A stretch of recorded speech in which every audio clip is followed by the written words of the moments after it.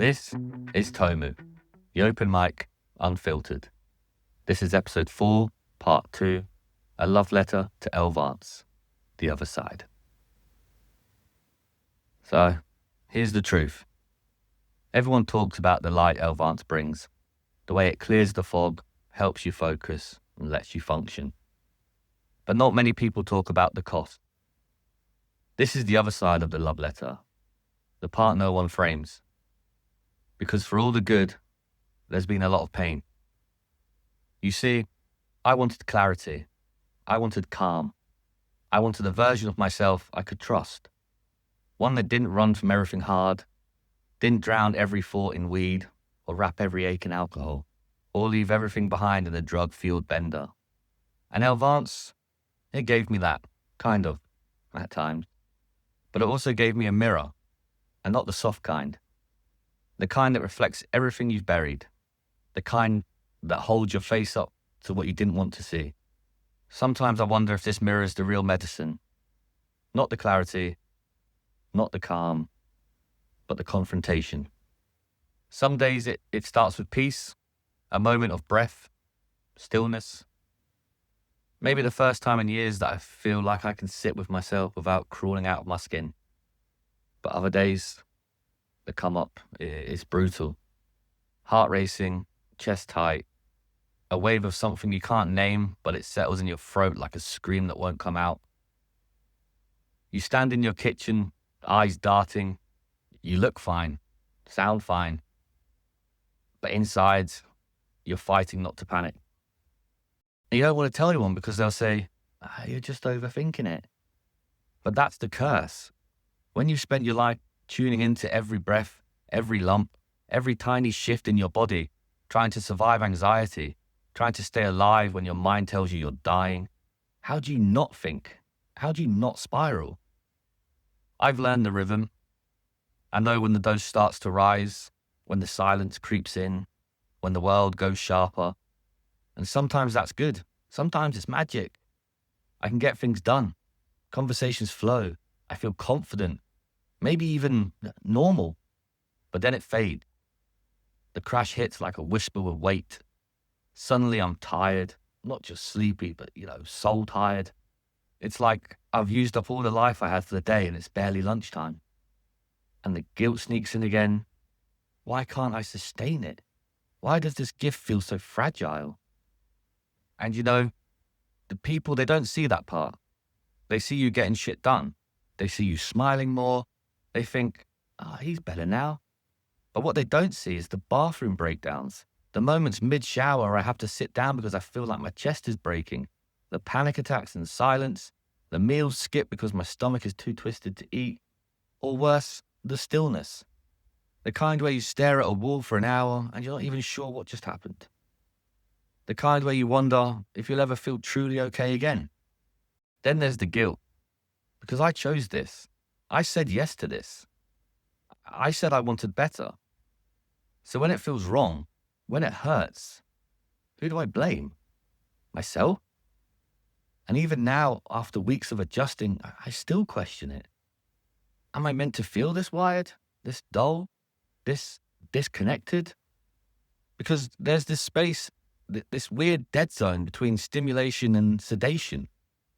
And I keep falling into it. Not quite numb, not quite alive, just paused. Like the world's carrying on and I'm somewhere on the fringe, watching, waiting, hoping I'll catch up. The worst is when the fear comes back. Not the fear of the outside world, but the fear of myself, of my own heart, my body, the phantom feelings, the chest pangs, the throat tightness. Is this the meds? Is this me? Is this the end? You feel silly saying it out loud, but when your body doesn't feel like yours, when your mind is filled with static, how do you tell what's real? And sometimes, maybe I'd rather not know. I remember day one. I remember the hope. The way I watched the clock, waiting for something to change, and it did. I felt focused. I felt present. I thought this might work.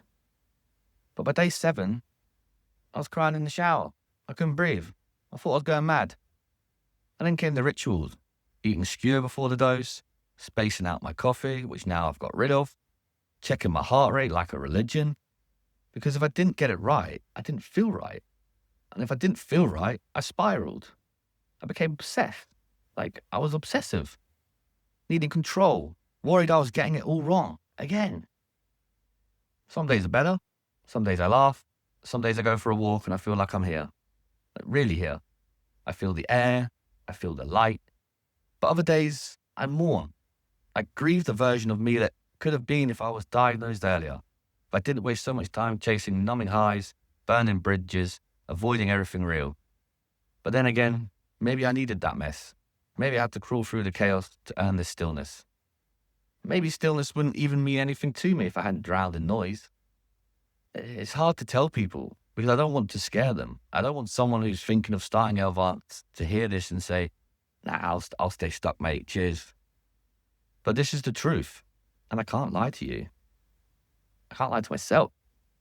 It's not all magic. It's not all motivation. Sometimes it's just you sitting with every version of yourself you've tried to run from. And you have to look them in the eye. You have to forgive them and you have to learn from them. And that's the hardest healing of all. There's this one moment I keep coming back to. I was in the kitchen. The sun was low. My girlfriend was laughing in the other room. And, I should have been at peace. But I stood there, frozen, overheated, pulse rising, chest screaming. And I just whispered, am I okay? Not out loud, just to myself. And I didn't know the answer. Because that's the hardest part. When you don't know if the thing that's meant to help is hurting you. When you can't tell if this is healing or just a different kind of chaos. And yet, you keep showing up. But here's what I've realized. Even with all the discomfort, even with the crashes, the fear, the nausea, the 3 a.m. Google spirals, I'd still rather this than the numbness I used to live with. Because at least now I feel, even if it hurts, even if it's hard, even if some days I want to give up, this pain is mine. This struggle is mine. This healing, jagged and imperfect, is mine.